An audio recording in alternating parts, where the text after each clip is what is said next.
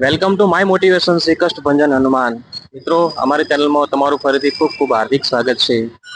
આજે આપણે છીએ મહેસાણા મોઢેરા ચોકડી સ્થિત શ્રી પવનસુત હનુમાન દાદાના મંદિરે તમને દર્શન કરાવવાના છીએ. બરાબર છે.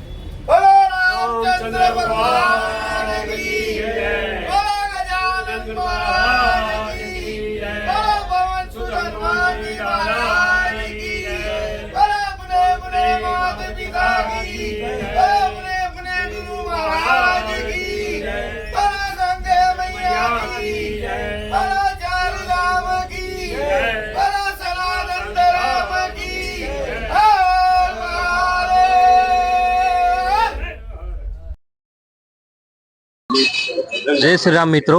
તો આજે આપણે મહેસાણામાં મોઢેરા ચોકડી સ્થિત આવેલા શ્રી પવનસુત હનુમાન દાદાના મંદિરે તમને દર્શન કરાવેલા છે. તો આ મંદિર હવે કેટલા વર્ષ જૂનું છે જેના ઇતિહાસ વિશે આપણે જરા નજર માંડીશું. આપણી સાથે મંદિરના પૂજારી શ્રી આપણી સાથે છે, તો એના ઇતિહાસ વિશે જણાવશે. તો બાપુ, આ મંદિર કેટલા વર્ષ જૂનું છે? 1992 અને શનિવાર કાળી ચૌદસ પ્રાણ પ્રતિષ્ઠા કરી. બરાબર. ત્યારથી હનુમાન જયંતિ કરીએ છીએ અમે. પહેલા 100 માણસ ખવડાવતા હતા, પહેલા 50 માણસ ખવડાવતા, એમ કરતા કરતા 500, પછી 1000, અત્યારે 10,000 માણસ છે અમારે. પહેલા એ પાનનો ગલ્લો હતો. એમાંથી ધીરે ધીરે ધીરે શું ભક્તિ લાગી ગયો. પછી ભજન કરતો રહ્યો. એમ કરતા કરતા કરતા પછી સેવામાં લાગી ગયો. પેલા રાજકમલ પેટ્રોલ પંપથી પોણીનો ડોલો ભરી લાવું, ના આ કરું તે કરું, સેવામાં લાગી ગયો.